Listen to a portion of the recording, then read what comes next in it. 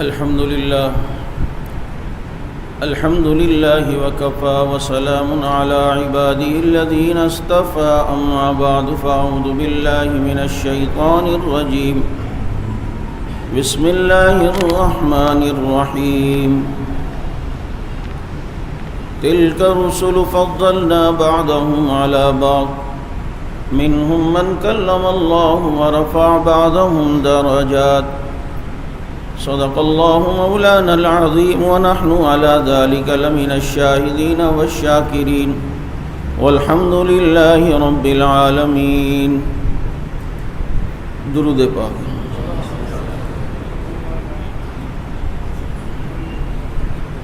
واجب الاحترام گرامی قدر سامعین، عزیز ساتھی و محترم دوستوں اور معزز بزرگوں، گزشتہ 2 جمعہ سے آپ حضرات کے سامنے خصوصیات مصطفیٰ صلی اللہ علیہ وسلم کے عنوان پر گفتگو ہو رہی تھی کہ علماء نے لکھا ہے کہ اللہ نے ہمارے نبی کو 4000 وہ خصوصیات دی ہیں جو باقی کسی نبی کو نہیں ملی. اور یہ بات ذہن نشین کر لیں کہ یہ 4000 خصوصیات تو وہ ہیں جو علماء نے جمع کی ہیں.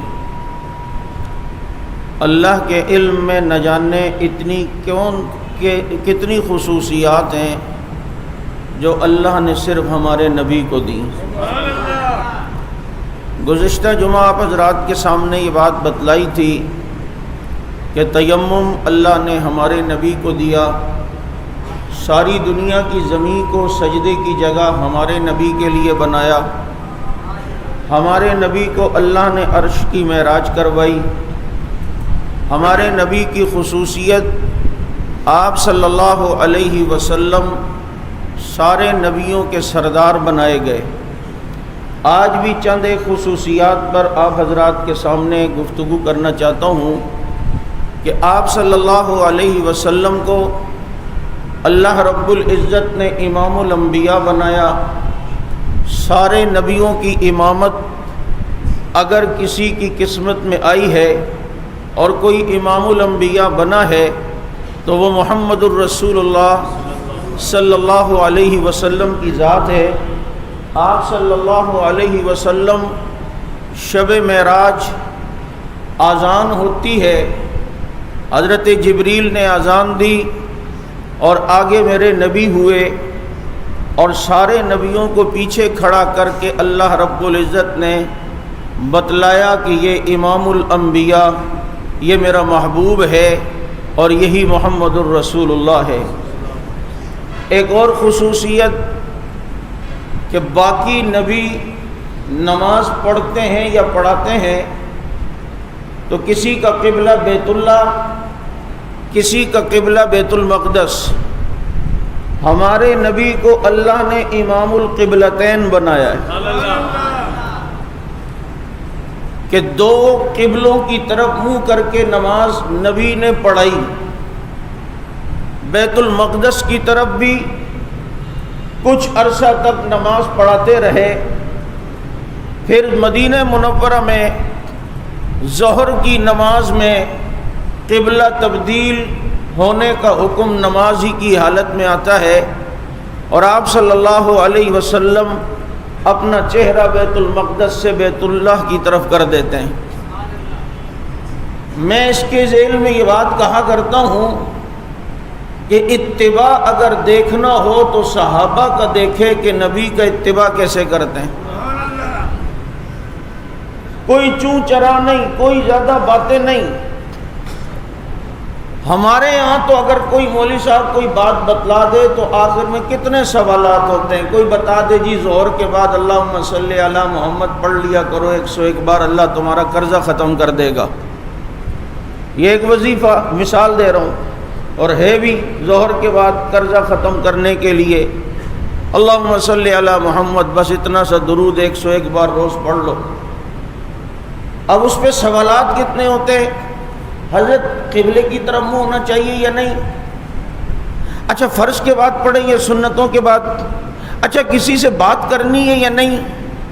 یہ بنی اسرائیلیوں والا جو ذہن ہمارا بن جاتا ہے گائے کے متعلق کہ کیسی گائے ہو، اس کی کیفیت کیا ہو، اس کا رنگ کیسا ہو، بابا اللہ کے آسرے پر ایک وظیفہ آپ شروع کر دو گے، اللہ تعالیٰ اسی میں برکت عطا فرمائیں گے۔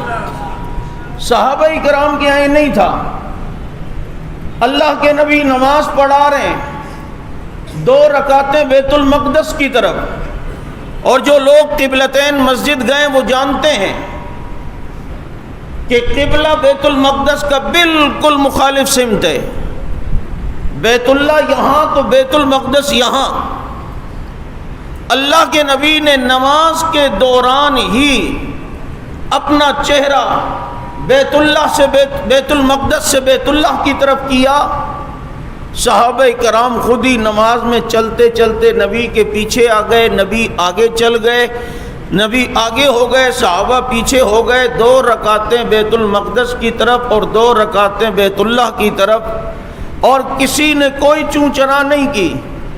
اتباع رسول کا عالم دیکھو کہ جس طرح نماز میں نبی نے کیا اسی طرح کر دیا۔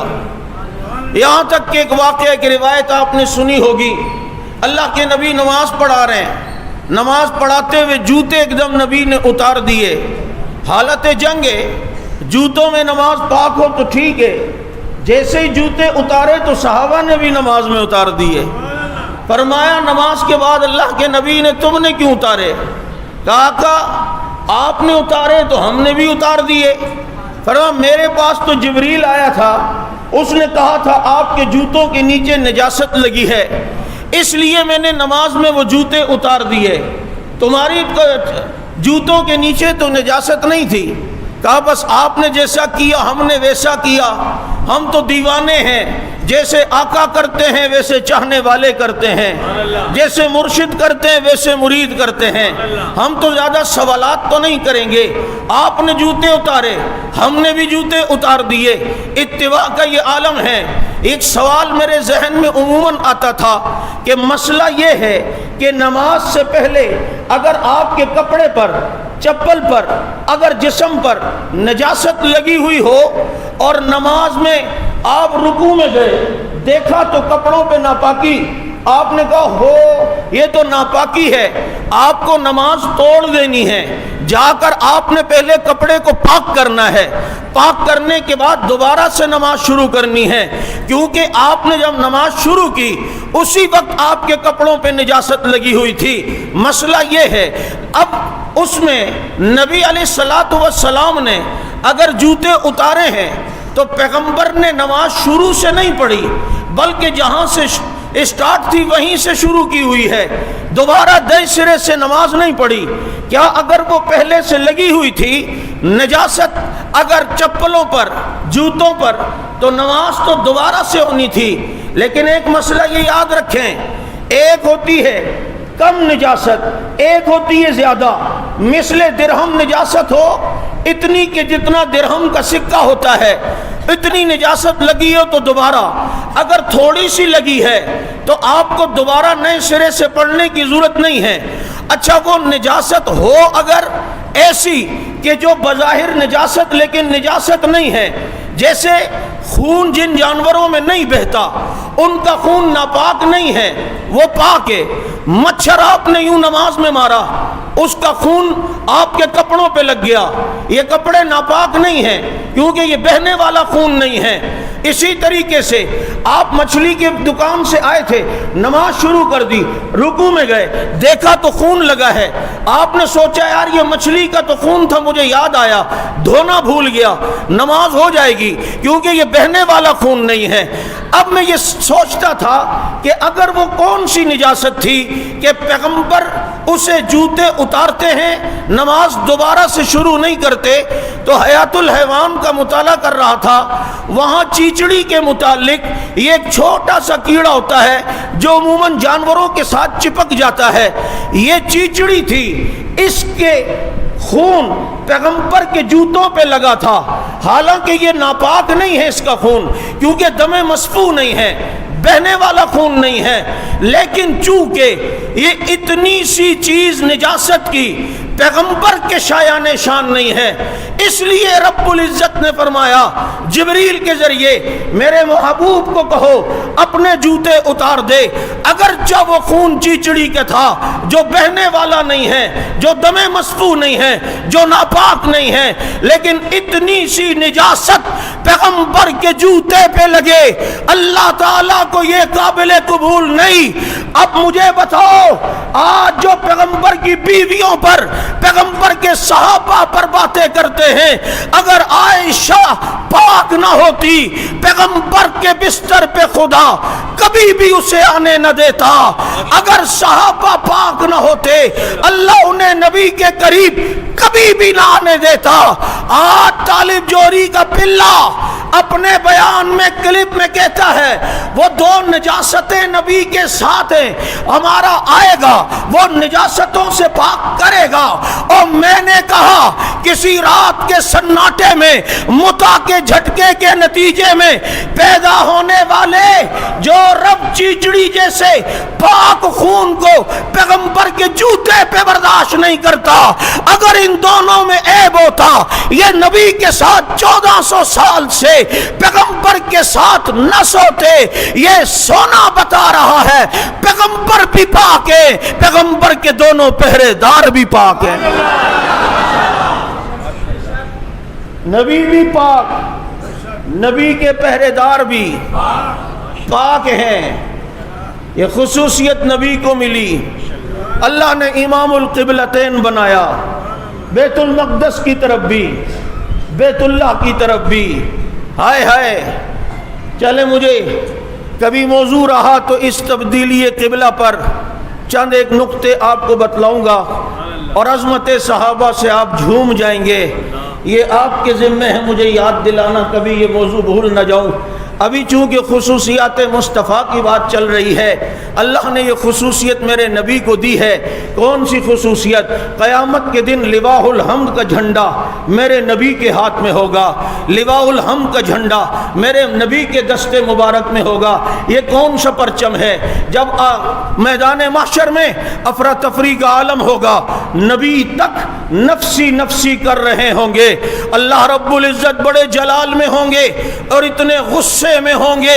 روایت میں آتا ہے کہ جہنم جس کے 70,000 کڑے، 70,000 لگامیں ہیں، اور ہر لگام پر 70,000 کڑے ہیں، اور ہر کڑے سے فرشتوں نے اس جہنم کو پکڑا ہوا ہوگا، لیکن اس دن وہ بھی اتنے غصے میں ہوگی اللہ کے جلال کی وجہ سے کہ فرشتوں کو گھٹنوں کے بل گھسیٹتے ہوئے لے کر اللہ کی عدالت میں آئے گی۔ اللہ، آج میں ہر اس شخص کو کھا جاؤں گی جس نے کھایا تیرا، عبادت کسی اور کی، پہنا تیرا، سجدہ کسی اور کو کیا، رزق تیرا استعمال کیا، معبود کسی اور کو بنایا۔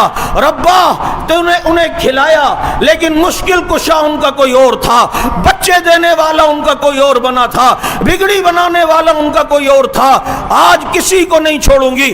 اتنے جلال میں، اللہ غصے میں، اور اللہ امتحان نہیں لے رہے ہوں گے لوگوں کا۔ آپ کو پتا ہے اگر باپ سب غصے میں ہو اور آپ کو پتا ہو آج غلطی ہوئی ہے، شام کو سامنا کرنا پڑے گا، تو کیا ہوتا ہے؟ یار بس جاؤں 2-4 تھپڑ مار دے بھلے غصہ ٹھنڈا ہو جائے، لیکن غصہ جو ہے نا یہ برداشت نہیں ہوگا مجھ سے۔ بڑا جلال ہوتا ہے، یہ تو انہی کو پتا ہے جن کا باپ غصہ کرتا ہو۔ اب جن کا بیٹا ہی باپ پہ غصہ کرتا ہو انہیں شاید میری مثال سمجھ میں نہ آئے۔ اب جناب وہ چاہتا ہے 2 تھپڑ مار دے باپ، لیکن بس جلدی سے غصہ اس کا ٹھنڈا ہو جائے۔ لوگ تمنا کریں گے اللہ ہمیں جہنم میں پھینک دے، لیکن اپنا غصہ ختم کر دے، جلال ختم کر دے۔ اب میرے نبی کے ہاتھ میں لواء الحمد کا جھنڈا، اللہ کی حمد، اللہ کی تعریف۔ نبی فرماتے ہیں میں سجدے میں چلا جاؤں گا، ایسے الفاظ سے میں حمد کروں گا جیسی حمد اس سے پہلے اور اس کے بعد کبھی کسی نے نہیں کی ہوگی۔ 7 دن میرے نبی سجدے میں ہوں گے، اللہ کہیں گے ارفع راسکا، محبوب میرے سر، اپنے سر کو اٹھائیے، فسأل توتا، مانگے آپ کو دیا جائے گا۔ کہیں گے اللہ میری امت کا حساب لینا شروع کر۔ لواء الحمد کا جھنڈا نبی کے ہاتھ میں، اللہ جب جلال میں ہے، کلام کرنے کی طاقت صرف میرے نبی کے لیے ہے، اور کسی نبی کو اجازت نہیں۔ اللہ کی حمد، اللہ کی تعریف کے کلمات اس دن صرف میرے نبی کے دل پر القا ہوں گے، اور اللہ کے سامنے میرے نبی اللہ کی حمد کریں گے، اللہ یہ امت میری پریشان ہے، حساب لینا شروع کر دے، اللہ حساب لینا شروع کر دے۔ اب بھائی حساب شروع کرنا ہے تو پہل تو کسی سے کرنی ہے نا،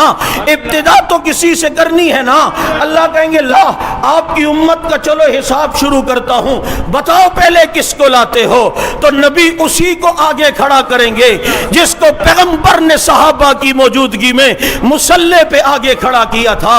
وہ وہی تو ہے جسے ابو بکر کہتے ہیں، اور جس کے نام کا معنی ہی پہلے نمبر والا ہے، اول نمبر والا ہے۔ تو یہاں ابو بکر کو پہلا نہیں مانتا، ادھر میدان محشر میں دیکھ لے، نبی کی امت میں پہلے نمبر پر صدیق اکبر ہیں، نبی انہیں آگے کریں گے۔ اللہ پہلے میں ابو بکر کو حساب کے لیے پیش کرتا ہوں۔ روایت میں آتا ہے اللہ تعالیٰ ابو بکر کے نام اعمال کو دیکھیں گے، اللہ کا جلال جمال میں تبدیل ہو جائے گا، اللہ تعالیٰ مسکرا جائیں گے، ہائے ابو بکر کے اعمال ہماری مشکلوں کو حل کرنے کا سبب ہیں، ابو بکر کی نیکیاں ہماری سختیاں ختم کرنے کا سبب ہیں۔ خدا کی قسم ایسے ہی تو نہیں نبی نے فرما دیا ابو بکر تیرے احسان کا بدلہ میں بھی نہیں جھکا سکتا، تیرے احسان کا بدلہ قیامت میں اللہ ہی جھکائے گا۔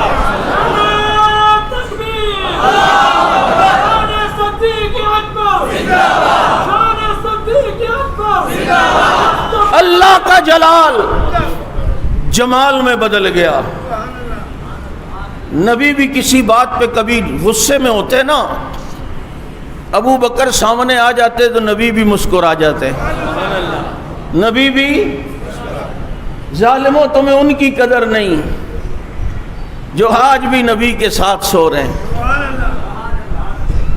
کئی مولوی صاحب بڑی عجیب بات کر رہے تھے، آج ابو بکر و عمر پہ لوگ بھونکتے ہیں، ابے ابو بکر و عمر وہاں ہیں جہاں تیری بھونک نہیں، صرف امت کا درود ہی جاتا ہے، وہاں تک امت کا درود جاتا ہے، کسی کی بھونک نہیں جاتی۔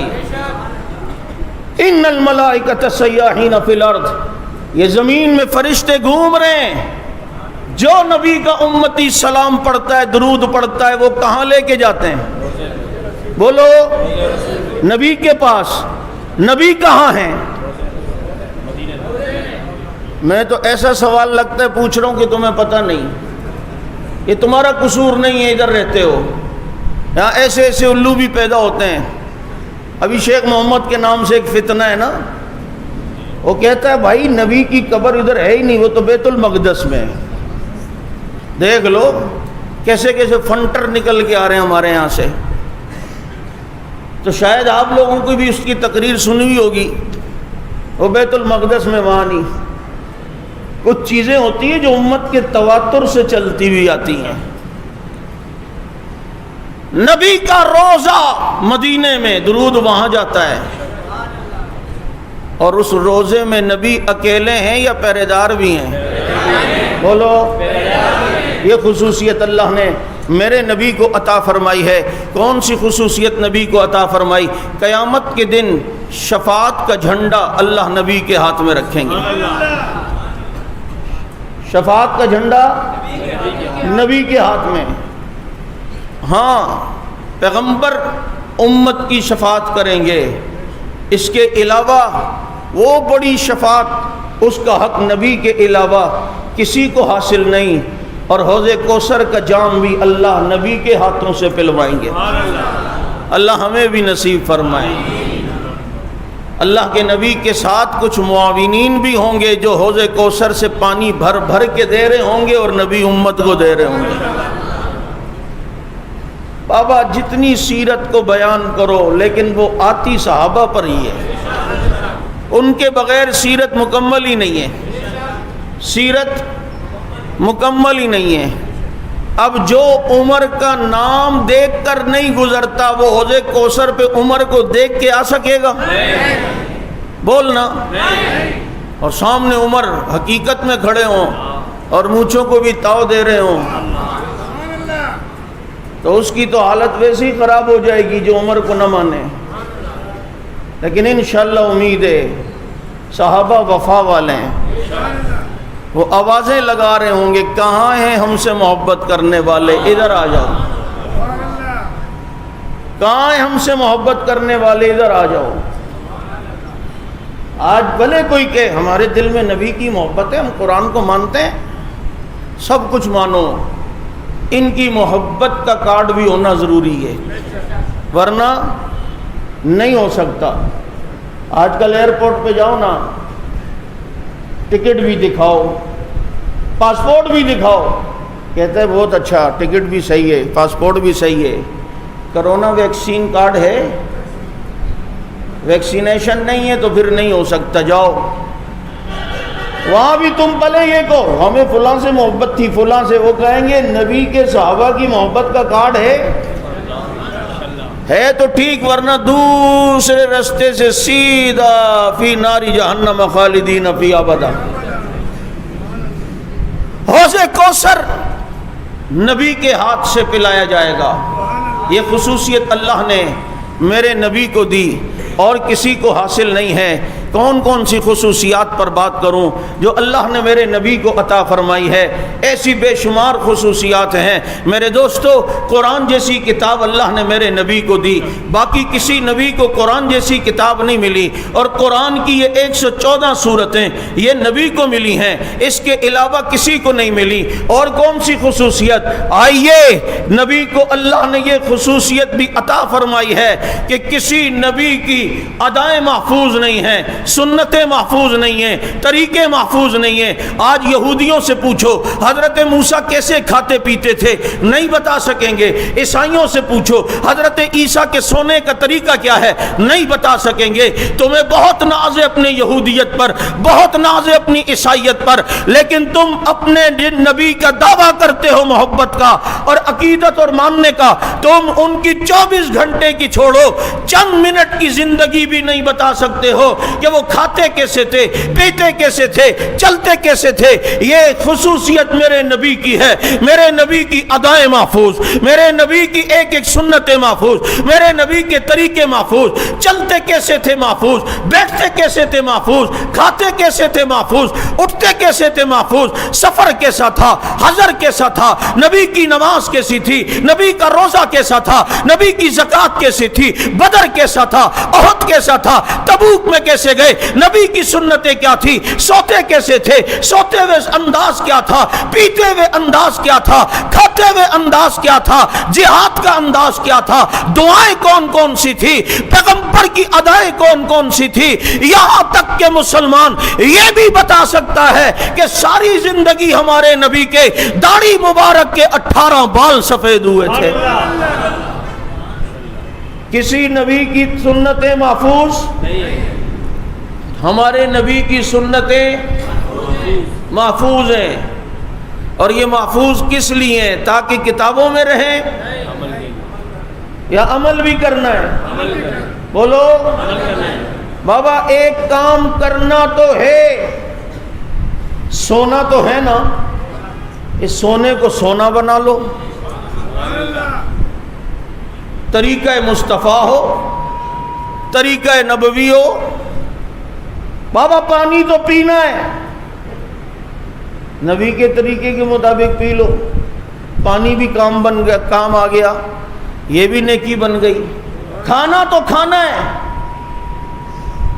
نیت کرو آج یہاں بیٹھ کر ربیع الاول کے مہینے میں کوشش کریں گے ہر کام سنت کے مطابق کرنے کی انشاءاللہ۔ مشکل تو نہیں ہے نا، صحت کے لحاظ سے، طبی لحاظ سے بھی فائدہ مند ہے، اور آخرت کے لحاظ سے تو ہے ہی فائدہ مند۔ صحابہ سے دیکھو محبت کرتے ہیں ہم، ان کی ادائیں دیکھو کہ نبی کی ایک ایک سنتوں پہ کتنے عمل کرتے تھے۔ عبداللہ ابن عمر رضی اللہ تعالیٰ عنہ نے نبی کے ساتھ مدینے سے مکہ کا سفر کیا ہے نا، تو وہ دیکھتے تھے کہ نبی نے ظہر کہاں پڑھی، نشان لگا دیتے تھے، عصر کہاں پڑھی، مغرب کہاں پڑھی۔ پھر جب کبھی بھی وہ سفر کرتے تھے اسی جگہ آ کے ظہر پڑھتے جہاں نبی نے پڑھی، وہیں عصر پڑھتے تھے جہاں نبی نے پڑھی۔ یہ اتنا آسان کام نہیں ہے، سواری کو اسی اسپیڈ سے چلانا، پھر اسی وقت سے مدینے سے نکلنا، پھر جناب راستے میں چاہے جتنی بھی پریشانی ہو لیکن وہاں تک پہنچنا اور وہاں جا کر نماز کا پڑھنا کہ یہاں میرے نبی نے پڑھا ہے۔ اتنی جگہیں بھی ان لوگوں کو یاد تھی، یہاں نبی نے ظہر پڑھی، یہاں نبی نے عصر پڑھی، یہاں نبی نے مغرب پڑھی، یہاں تک کہ چلتے چلتے اپنے سر کو نیچے کر کے سیدھے ہو گئے۔ کسی نے کہا کس چیز سے سر کو بچایا ہے؟ کہا یہاں کسی زمانے میں درخت تھا، اس کی شاخیں لٹک رہی تھی، ہمارے نبی یہاں سے گزرے، اپنے سر کو شاخوں سے بچانے کے لیے نبی نے سر کو جھکایا۔ کیا ہوا؟ درخت نہیں ہے، جگہ تو وہی ہے، سر کو جھکا کر نبی کی سنت پوری کرنا چاہتا ہوں۔ مزہ ہے سنتوں پہ چلنے پر۔ میں نے اس دن کسی جگہ ایک بات کی، میں نے کہا سنتوں پہ چلنے میں اتنا مزہ ہے، آدمی موت سے ڈرتا ہے۔ آپ بھی حیران ہوئے، سارے حیران ہو گئے ادھر بھی۔ میں نے کہا اتنا مزہ ہے کہ موت سے ڈرتا ہے آدمی۔ میں نے کہا پتہ ہے کیوں ڈرتا ہے؟ اس لیے کہ اس کے دل میں آتا ہے یار مرنے کے بعد جنت ملے گی، پتہ نہیں جنت میں بھی اتنا مزہ آئے گا یا نہیں جتنا سنتوں پہ چلنے پہ آتا ہے، اس لیے ڈرتا ہے۔ آزما کے دیکھو، مزہ نہ آئے پیسے واپس۔ کسی نبی کی سنتیں ادائیں طریقے محفوظ نہیں، محفوظ ہیں تو میرے نبی کے طریقے محفوظ ہیں۔ پتہ ہے کیوں؟ وہی پرانی بات، خصوصیت ایک اور آ رہی ہے، وہ خصوصیت اللہ نے میرے نبی کو ہی دی۔ یہ سارے طریقے محفوظ اس لیے کسی نبی کو ایسے ساتھی نہیں ملے تھے جیسے میرے نبی کو ملے، کسی نبی کو ایسے صحابہ نہیں ملے جیسے میرے نبی کو ملے۔ کس نبی کے پاس ابو بکر جیسا تھا؟ کس نبی کے پاس عمر عثمان علی جیسا تھا؟ حسن و حسین جیسے تھے، فاطمہ جیسی تھی، عائشہ جیسی تھی۔ کسی نبی کو ایسے ساتھی نہیں ملے جیسے ساتھی اللہ نے میرے نبی کو دیے ہیں، اور جو نبی کی ایک ایک ادا کو محفوظ کرتے۔ صرف محفوظ نہیں کیا بلکہ ساری امت تک نبی کی اداؤں کو، نبی کی سنتوں کو، نبی کے دین کو پھیلایا۔ اور نبی کا صحابہ پر اعتماد دیکھو، آج آپ 1000 روپے کی چیز کسی کے حوالے نہیں کرتے جب تک اعتماد نہ ہو کہ یار یہ لے جاؤ اور فلاں کو پہنچا دے۔ آپ کو یہ کہیں پتلی گلی سے وہاں نہ نکل جائے، لیکن عرفات کے میدان میں قرآن کی آیت آتی ہے الیوم اکملت لکم دینکم، آج اللہ نے دین صحابہ مکمل کر دیا۔ یہ دین مکمل ہوا تو عرفات کے میدان میں اتنی بڑی امانت، نبی صحابہ سے مخاطب ہوتے ہوئے کہتے ہیں میں نے تم تک دین پہنچا دیا؟ کہا جی بالکل پہنچا دیا۔ کب غائبین تک تم نے پہنچانا ہے، پورا کا پورا دین اعتماد کر کے صحابہ کی جھولی میں ڈال دیا۔ پتا تھا جو دے رہا ہوں اور جن کو دے رہا ہوں وہ اتنے امانت دار ہیں کہ کیسر و کسرا سے ٹکرا جائیں گے لیکن امانت میں خیانت نہیں کریں گے، اپنے جسم پہ چھنی کروا دیں گے لیکن امانت میں خیانت نہیں کریں گے۔ خدا کا اعتماد بھی صحابہ پر، مصطفیٰ کا اعتماد بھی صحابہ پر۔ پورے دین کی امانت صحابہ کی جھولی میں ڈال دی، لے جاؤ، اور قربان ان پر کہ وہ لے گئے اور ساری دنیا میں پھیلا دیا، دین پہنچا دیا۔ میں کل پرسوں کسی ساتھی سے سفر میں کہہ رہا تھا یار دیکھو آج کوئی افغانستان سے ایک آدھ ہفتہ لگا کے آ جاتا ہے نا، بس ساری زندگی اسی پہ تکیہ لگا، اڑے میں نے حصہ ملایا ہوا ہے جہاد میں، میں نے بھی حصہ اڑے ملایا ہوا ہے۔ صحابہ کا مزاج حصہ ملانے والا نہیں تھا، وہ کہتے تھے نحن الذین بایعوا محمدا علی الجہاد ما بقینا ابدا۔ دنیا کی محبت ان کے دل میں آئی نہیں۔ ابھی میں سفر پہ تھا، کچھ اللہ نے زیارتیں کروانے کا موقع دیا کرنے کا، اور اس میں ایک موئے مبارک کی بھی زیارت تھی۔ منہ مبارک آپ صلی اللہ علیہ وسلم کی طرف منسوب، اس کے پاس کھڑے ہوئے کیفیت ہی کچھ اور بن جاتی ہے، کیفیت ہی کچھ اور ہے، ایسی کیفیت۔ اور علماء نے لکھا ہے کہ منہ مبارک کے قریب درود پڑھنا شروع کرو، ہلنا شروع کر دے گا۔ میں نے پڑھنا شروع کیا، یوں ہلتا ہے، حالانکہ شیشے میں بند ہے۔ میں نے کہا بال میں اتنی حیات ہے تو پھر بتا صاحب کمال میں کتنی حیات ہوگی، بال والے میں کتنی حیات ہوگی۔ اب وہاں کھڑے ہوئے نا، کیفیت ایسی عجیب۔ وہاں سے ہم نکلے، میں نے کہا مجھے یہ بتاؤ، آج ہم کہتے ہیں یار صحابہ کے دل میں دنیا کی محبت کیوں نہیں آئی؟ وہ اتنے پاک صاف، ان کا دل اتنا متقی پرہیزگار کیوں تھا؟ میں نے کہا راز سمجھ میں آ گیا۔ ابھی ہم بال کی مبارک کے قریب کھڑے ہوئے تھے، اگر کوئی حسین و جمیل لڑکی بھی آ جاتی، ہم میں سے کوئی اس کو دیکھتا؟ کہتے نہیں۔ میں نے کہا حیا آ رہی ہوتی یار بال مبارک کے۔ میں نے کہا ہمارے دل میں اب کسی دنیا کا خیال آ رہا تھا کہ یار اتنے پیسے جمع ہو ایسی گاڑی ہو؟ کہتا ہے نہیں۔ میں نے کہا اس بال مبارک کے قریب کھڑے ہوئے کیا ہمارے دل کے اندر کوئی دنیا کی محبت آ رہی تھی؟ کہا نہیں۔ بیوی بچوں کا خیال آ رہا تھا؟ کہا نہیں۔ دنیا کے کسی اور گناہوں کی طرف تصور جا رہا تھا؟ نہیں۔ میں نے کہا 1400 سال بعد ایک بال جو منسوب ہے اس کے قریب کھڑے ہو کر ہمارے دل کی حالت یہ کہ دنیا کی محبت کا خیال نہیں، بیوی بچوں کا خیال نہیں، گناہوں کا خیال نہیں، کوئی خوبصورت حسین و جمیل بھی آ جائے آنکھ اٹھا کر بھی نہیں دیکھ سکتے۔ تو مجھے بتاؤ جن کے پاس سامنے بال والا ہوتا تھا، جن کے سامنے محمد الرسول اللہ ہوتا تھا، جن کے سامنے جمال جہاں آرا کا حسن ہوتا تھا، ان کے دل میں دنیا کی محبت کیسے آ سکتی ہے؟ وہ گناہوں کی طرف دل ان کا کیسے مائل ہو سکتا ہے؟ ہمیں بال سے اتنی حیا ہے، انہیں صاحب جمال سے کتنی حیا ہوگی؟ ان کے سامنے تو نبی ہیں۔ جب ہی تو یہ کیسر و کسرا کے علاقے فتح ہو رہے تھے نا، مال غنیمت میں کئی 100 اوقیہ چاندی سونا ایک ایک مجاہد کے حصے میں آتا تھا۔ او یارو اتنا سونا غنیمت میں ملے، آدمی کہے بابا دوست کو کہا تو ذرا جا، میں تھوڑا گھر سے بھی تو چکر لگا کے آؤں نا، کچھ آرام بھی کریں۔ یار چلتے ہی جا رہے ہیں، چلتے ہی جا رہے ہیں، نہ سونے کی پرواہ، نہ کسی چاندی کی پرواہ، نہ مال کی پرواہ۔ ایسے عجیب لوگ تھے، ملتا تھا اگلے علاقوں میں جاتے، فتح ہوتا، کوئی غریب ہوتا صدقہ کر دیتے، اللہ اور دے گا، اللہ اور دے گا۔ آگے جا رہے ہیں، بدلتے ہو بھائی، چلتے ہی جا رہے ہیں، یہاں تک کہ ابو ایوب انصاری کہتے ہیں میری میت بھی وہاں لے کے جانا جہاں تمہارا آخری پڑاؤ ہو۔ اگر میں رستے میں بیمار ہو کے بھی مروں، اور رستے میں بیمار ہو کے انتقال ہوا، صحابہ ان کی میت کو لے کر گئے اور جا کے جہاں عیسائیوں کے قلعوں پر انہوں نے جا کر محاصرہ کرنا تھا، قلعے کی دیوار کے قریب جا کے انہیں دفنا دیا، اور ادھر تک ان کی میت بھی گئی ہے۔ یہ نبی کے یار تھے، یہ نبی کے وفادار تھے۔ کہاں تک پہنچے؟ دل میں دنیا کی محبت ہی نہیں، کیونکہ صاحب جمال کا جمال دیکھا تھا۔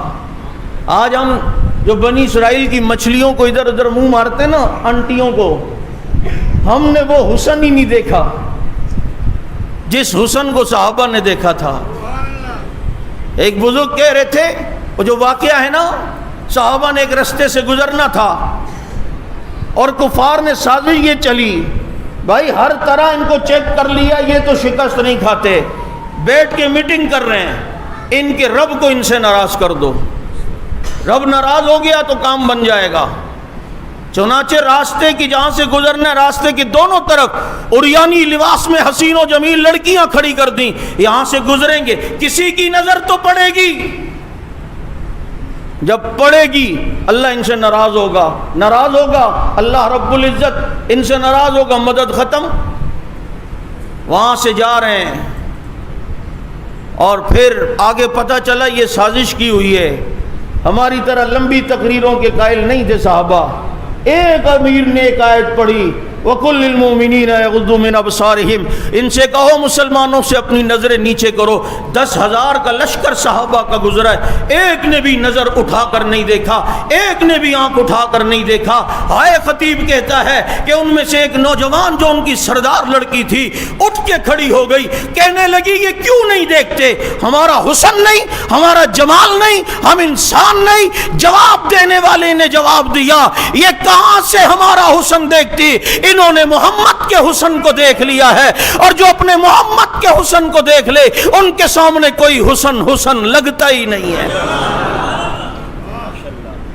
جن کے سامنے حسن محمد ہو، چاند کی چمک جس نے دیکھی ہو اس کو کہو کہ یہ چراغ کی چمک دیکھ، تو یہ تو بے وقوفانہ بات ہے نا۔ ان کے دلوں میں ان کی محبتیں اس لیے نہیں آئیں کہ صاحب جمال صاحب کمال وہ سارے کے سارے محمد الرسول اللہ صلی اللہ علیہ وسلم کی زیارت کرنے والے میرے دوستو، اور سب کچھ اپنے نبی پہ لٹانے والے۔ آج افسوس کی بات ہے کہ ہمارے ملک میں نبی کی عزت کے لیے ہم اپنے حکمرانوں سے بھیک مانگ رہے ہیں کہ فرانس کے سفیر کو برطرف کرو، یہ گستاخیاں ختم کرو، یہ کرو وہ کرو۔ کاش ان حکمرانوں کی طرح غیرت مند حکمران بھی ہمیں ملیں۔ صلاح الدین ایوبی رحمہ اللہ کے دور میں ایک پادری نے نبی کی توہین کی، کہاں ہے ان کا محمد؟ آئے نا، اس طرح کی توہین کی۔ جب علاقہ فتح ہوا 8 پادری گرفتار ہوئے جن میں وہ بھی تھا۔ صلاح الدین ایوبی رحمہ اللہ نے کہا 7 کو چھوڑ دو۔ کہا یہ بھی تو ہے، کہا اس کو نہیں۔ اس نے کہا کہاں ہے؟ اس کو میں بتاتا ہوں، محمد کا غلام حاضر ہے۔ اور اپنی تلوار سے اس کی گردن اڑائی۔ کہا یہ اگر نبی کا گستاخ نہ ہوتا تو اسے بھی چھوڑ دیتا، اس لیے کہ نبی کی گستاخ کی معافی کا جو اختیار ہے وہ حکومت کے پاس بھی نہیں ہو سکتا ہے۔ ٹھیک ہے، ہم سے مسلک کے اعتبار سے اختلاف رکھتے ہیں، لیکن کچھ لوگ جو نبی کے عشق میں نکلے ہیں اور انہیں گولیوں سے چھنی کیا جا رہا ہے۔ ظالموں، تم ڈنمارک اور فرانس والوں کو راضی کر رہے ہو، گنبد خضرا والے کو کب راضی کرو گے؟